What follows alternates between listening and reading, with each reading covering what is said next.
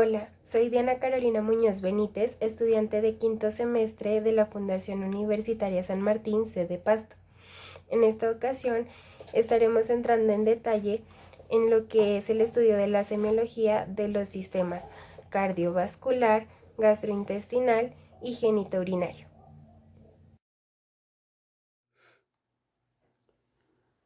Para empezar con la inspección del sistema cardiovascular, se le pide al paciente que se desnude de la cintura para arriba.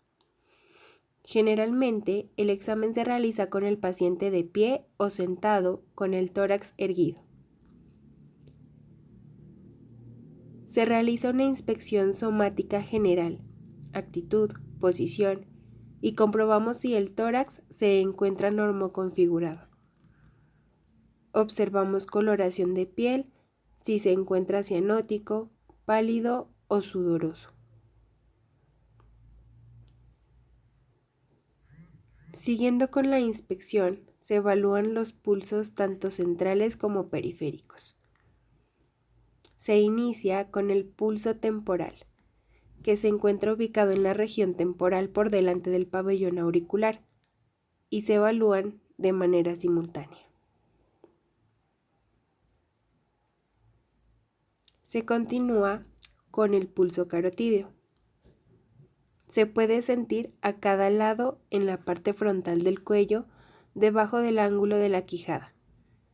Cabe aclarar que no se debe realizar de manera simultánea en los dos lados para evitar un síncope o isquemia cerebral. Seguimos con el pulso axilar.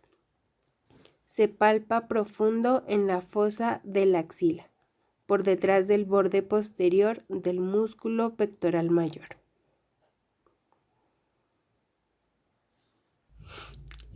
Continuamos con el pulso braquial. Se palpa en el hueco anterior del codo en la cara interna del bíceps y se debe comparar con el mismo pulso del lado contrario.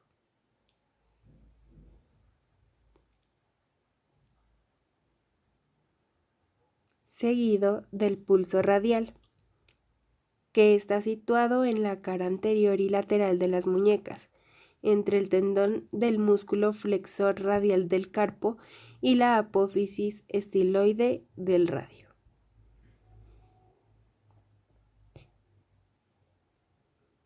Y el pulso cubital, que lo encontramos en el lado de la muñeca más cercano al meñique.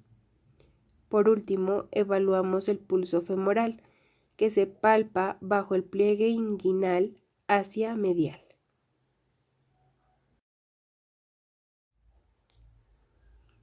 Continuamos con la palpación.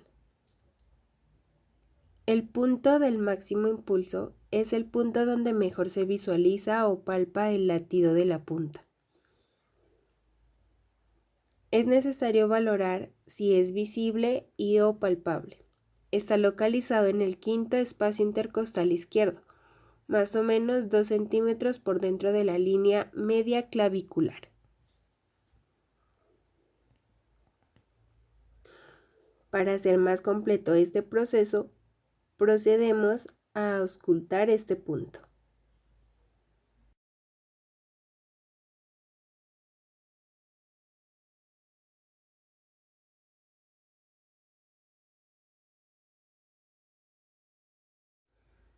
En la auscultación vamos a tener en cuenta 5 focos principales. El primero es el foco aórtico, que se encuentra en el segundo espacio intercostal, borde derecho del esternón. El segundo foco es el pulmonar, que se encuentra en el segundo espacio intercostal, borde izquierdo del esternón.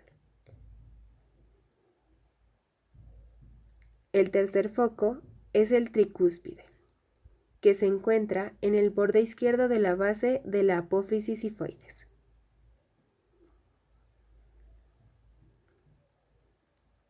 El cuarto foco es el foco mitral, que se encuentra entre el cuarto o quinto espacio intercostal, línea medioclavicular izquierda.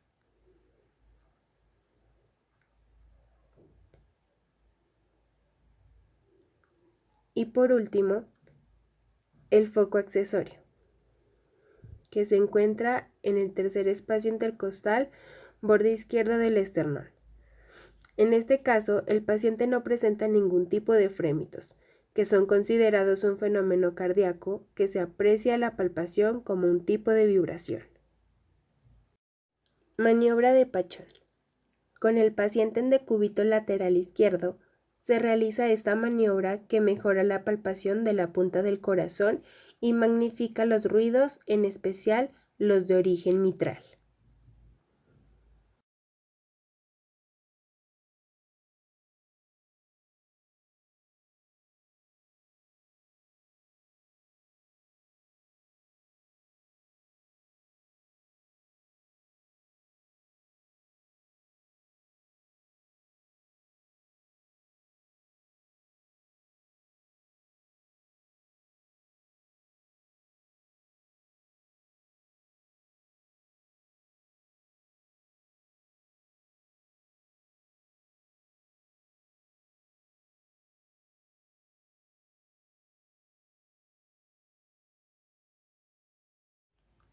Maniobra de Allen.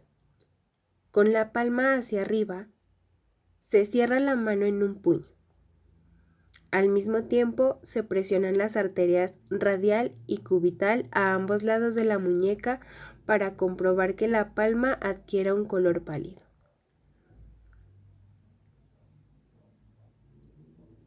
Se suelta la arteria cubital para evaluar la perfusión y se realiza la misma maniobra con la otra arteria.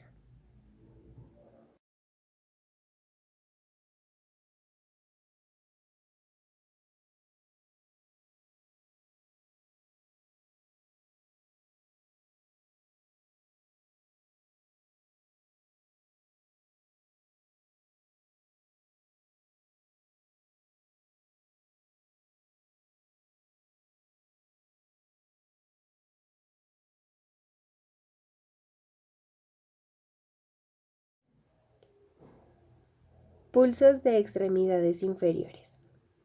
Empezamos con el pulso popliteo. Este se explora en la zona del hueco popliteo en su parte medial y normalmente con la rodilla un poco flexionada.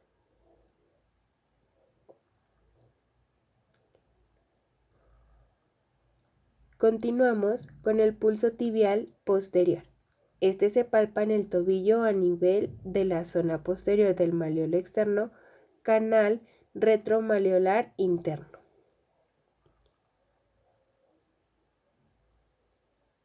Por último, examinamos el pulso pedio. Se palpa a nivel de la cara dorsal del pie entre los tendones extensores del primer y segundo dedo.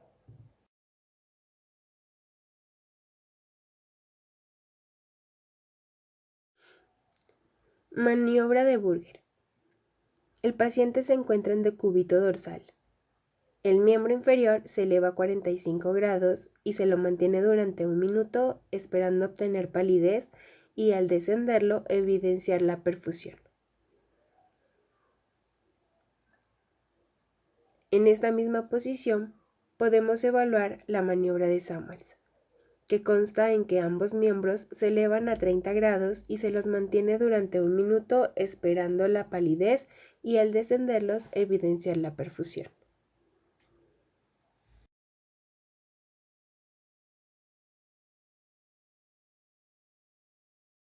Maniobra de Trendelenburg. Se utiliza para valorar si el callado de la safena interna y externa es o no suficiente y competente. Aquí se le coloca un torniquete y se le pide al paciente que se ponga de pie. Si no se observa nada, la prueba es negativa. Y si hay varices, se observan dilataciones varicosas, colapsadas, reducidas de tamaño y depreciables, la prueba es positiva.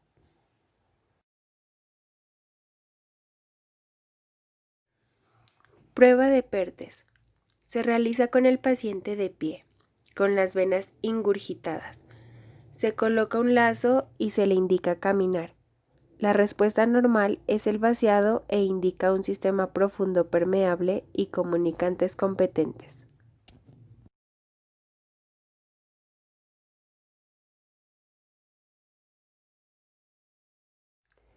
Maniobra de Swartz.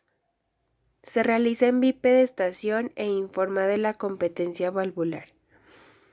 Se coloca una mano sobre el trayecto venoso proximal y se percute con la otra mano en el segmento distal de la vena. La percepción de una onda de presión en el segmento proximal indica incompetencia venosa proximal.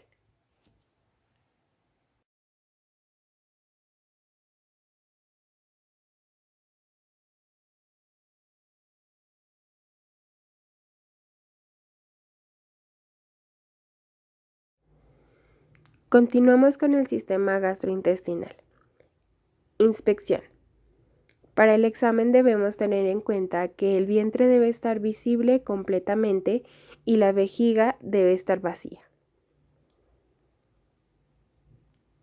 Evaluamos actitud del paciente, así como también debemos estar atentos a cualquier expresión facial.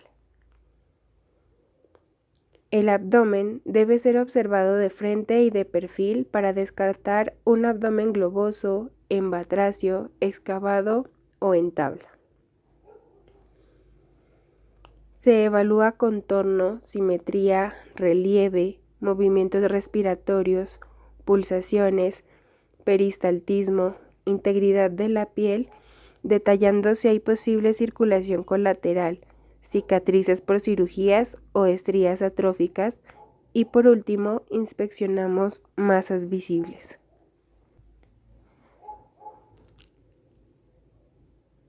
En la auscultación se va a realizar de segunda porque si se lo hace después es posible que se presente una alteración de los ruidos hidroaéreos.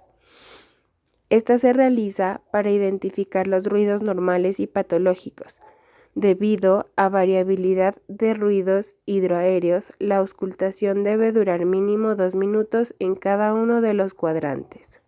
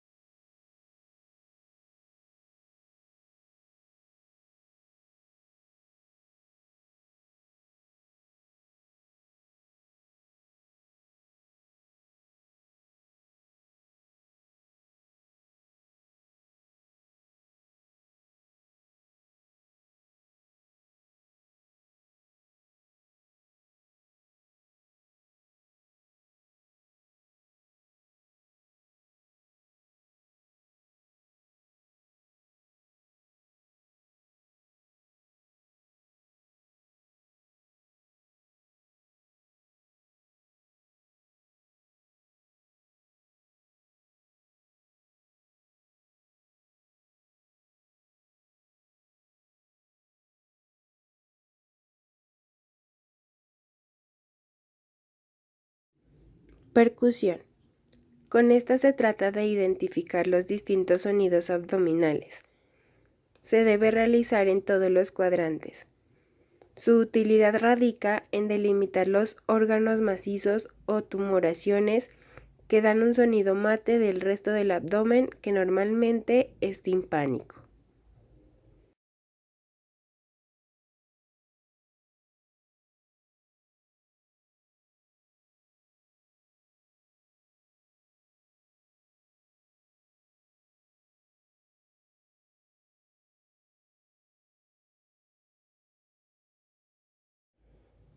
Percusión hepática.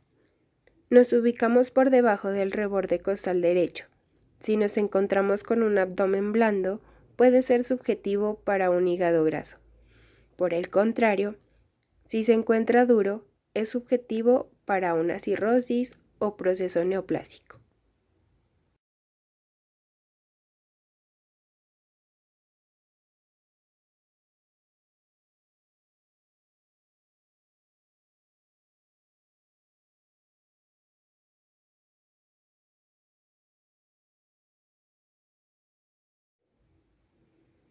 Onda ascítica.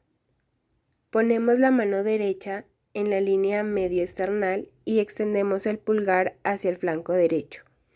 Con la otra mano percutimos y si hay presencia de abdomen ascítico, estas vibraciones pasarán al lado contralateral, percibiéndolo con el pulgar.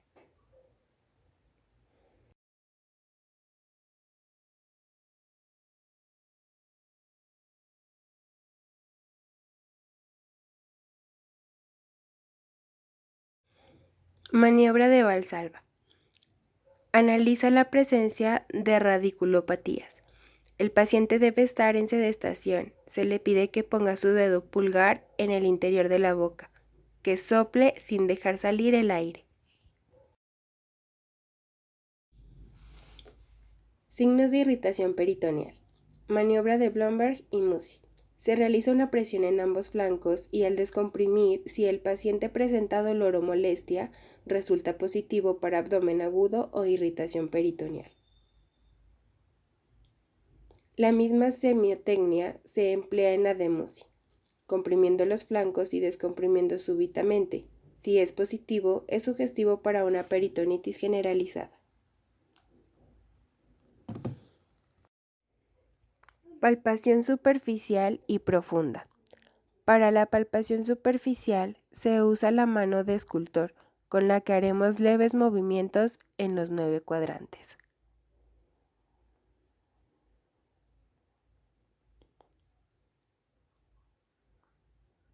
Para la palpación profunda se debe realizar de manera bimanual en los 9 cuadrantes. Esta se realiza de manera más súbita con el fin de palpar vísceras huecas y sólidas.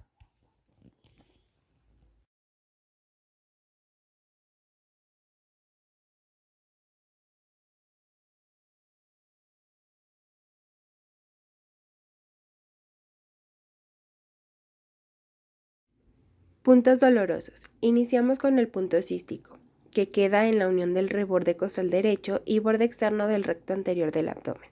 Es dolorosa la palpación en procesos vesiculares agudos.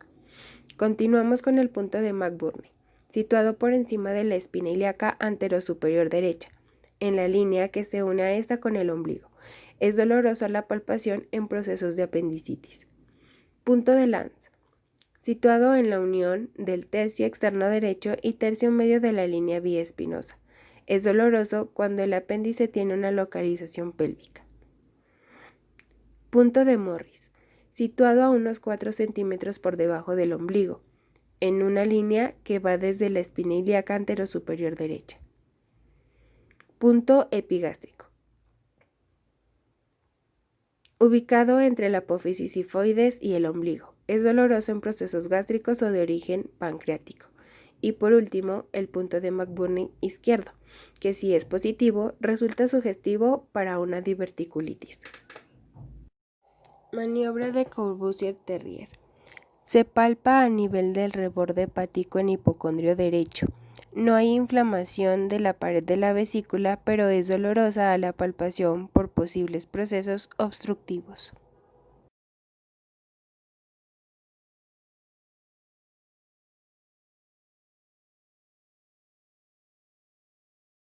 Para evaluar el apéndice, emplearemos la maniobra de Robson.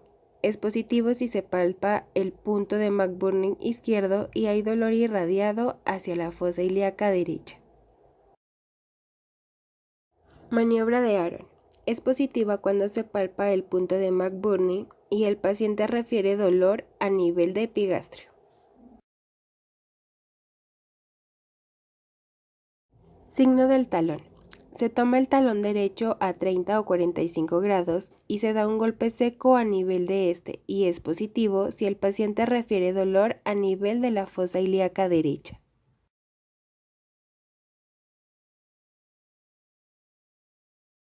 Signo del obturador. Es positivo si al flexionar la extremidad derecha y rotarla hacia adentro hay dolor.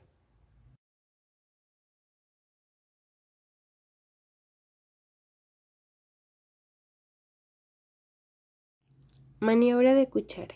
Se coloca la mano derecha con los dedos flexionados en forma de cuchara hasta llegar al reborde costal, donde se le pide al paciente que inspire profundamente.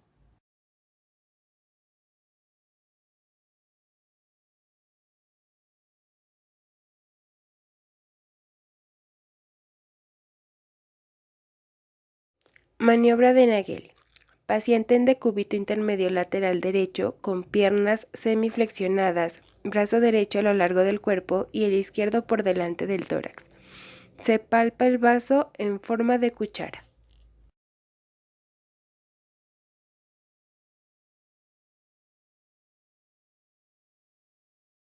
Maniobra de Galambo. Se busca relajar la pared abdominal, se presiona un punto distal al vaso y se palpa en el reborde costal izquierdo.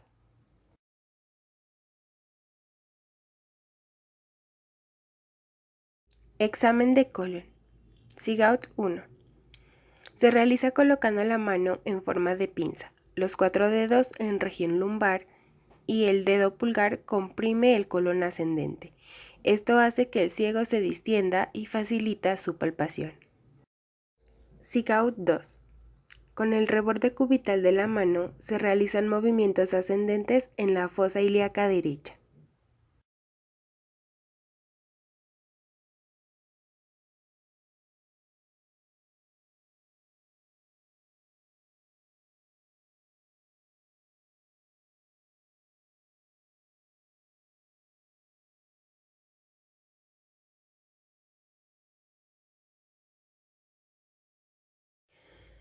Punto costovertebral. Se ubica lateral al borde inferior de la 12ª costilla y el punto costomuscular es un poco más lateral a este. Cabe aclarar que el punto ureteral inferior es palpable únicamente mediante el examen de tacto rectal.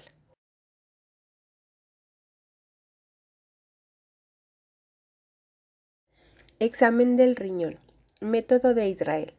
Se evalúa siempre del lado contralateral al riñón afectado. Se realiza palpación del flanco desde la parte anterior y posterior.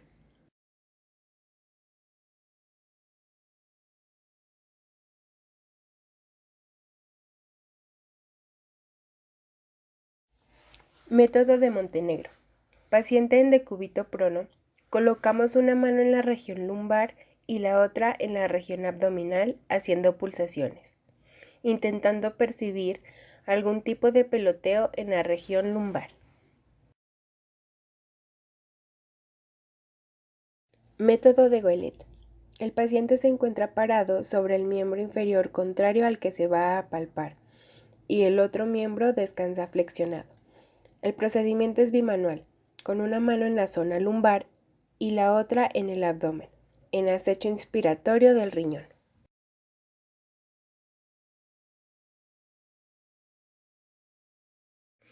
Continuamos con el examen de mama. En la inspección se debe evaluar forma, volumen, simetría, morfología del pezón y areola, aspecto y coloración de la piel. Se observa diferencias en tamaño, abultamiento y signo de inflación. En la inspección de la areola debe ser redonda u oval y su color pardo. En la inspección del pezón debemos tener en cuenta proyecciones de tejido que contienen los conductos, el color homogéneo al igual que las areolas, retracción o hendidura del pezón. También debemos tener en cuenta si hay aspecto piel de naranja. Palpación de mamas. Se deben palpar los 4 cuadrantes sobre la parrilla costal. Se debe usar la técnica de mano llena.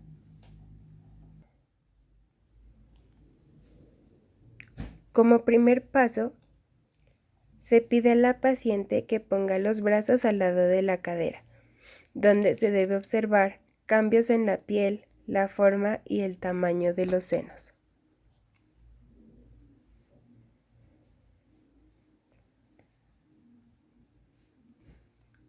Como segundo paso, las manos debe ponerlas detrás de la cabeza y con los codos hacia adelante. Se observa si hay hoyuelos, pliegues en la piel o algún cambio en la superficie de los senos. Con las manos en la cadera y presionando, se mira si hay retracción en el pezón o algún cambio en la forma de los senos. Se debe palpar haciendo pequeños círculos en la dirección de las manecillas del reloj, para detectar alguna masa o secreción en el pezón. Esto se debe realizar en ambos senos. También se debe examinar cada axila en la búsqueda de una posible masa. Bueno, continuando con el examen de genitales externos masculinos, se debe tener en cuenta que el paciente puede sentir un poco de ansiedad, por lo que se puede rehusar a ser examinado por una mujer. Asimismo, en el caso de una mujer, puede que rechace que su examen pélvico sea realizado por un hombre. Entonces, en ambos casos, se debe respetar los deseos y derechos de nuestro paciente solicitando la ayuda de un colega. Entonces, el orden a seguir para el examen de los genitales externos masculinos es inspección externa del vello, el pene y el escroto, palpación de ganglios regionales, pene, testículos, epidídimo y cordón espermático, seguido de un control del estado de los orificios herniarios y el examen rectal, que es para evaluar el tono del esfínter anal, la ampolla rectal, la próstata y quizás la presencia de sangre oculta en materia fecal. En la inspección y palpación se debe evaluar el desarrollo sexual observando las características del vello pubiano y de los genitales. En el pene se observan las características de la piel, su forma, su tamaño, y en esta ocasión se le solicita al paciente que retraiga el prepucio. En caso de higiene deficiente, se va a observar en el surco balano prepucial un material de color blanco amarillento, cremoso, entre otras características. Se debe comprimir el glande para producir la apertura del orificio uretral, del cual no debe brotar ninguna secreción. Continuamos con el escroto. Aquí se debe inspeccionar el color, la textura de la piel escrotal y también palpar con el pulgar, el índice y el dedo medio los testículos y el epidídimo. Se tomará en cuenta la forma, el tamaño, la superficie y la consistencia. Es normal que esta palpación produzca un dolor de tipo visceral. Se palparán asimismo los cordones espermáticos con el fin de confirmar la normalidad de los testículos. Y se da por finalizado este examen con el tacto rectal, que es una maniobra de extrema utilidad por la información que aporta, y no debe omitirse nunca en el examen físico de varones mayores de 40 años. Al igual que para el examen genital, la actitud profesional del médico es importante en este examen. Se le debe explicar al paciente el objetivo de la maniobra y de esta manera solo habrá de experimentar un ligero malestar. Volvemos a recordar que este examen puede producir un poco de ansiedad en la paciente, por lo que se puede rehusar a ser examinada. Aquí debemos actuar o efectuar el examen con una actitud muy profesional.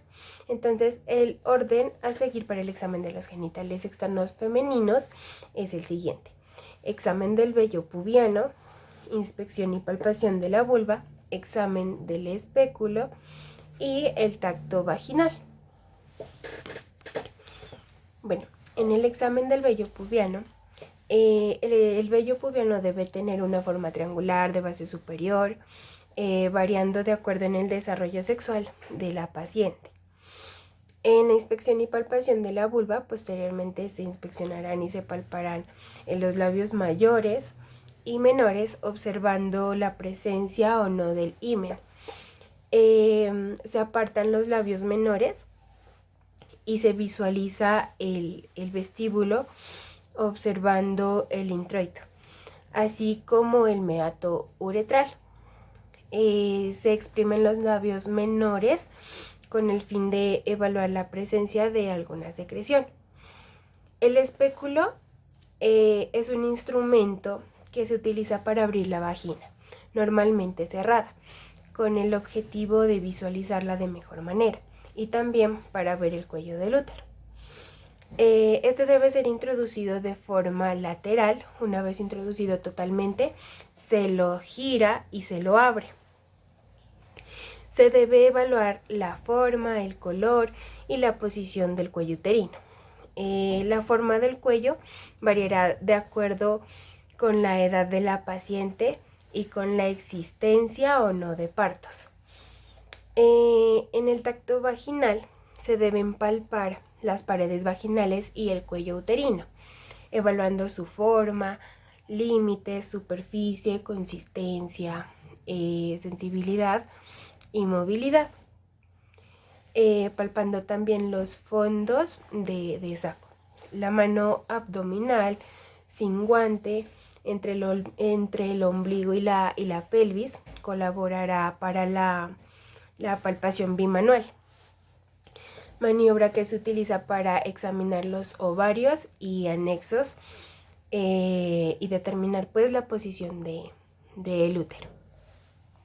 Al terminar este examen, se debe ayudar a la paciente a sentarse y ofrecerle una toalla para que se quite el exceso de lubricante, y no se entrará en detalles sobre el examen hasta que la paciente no esté vestida.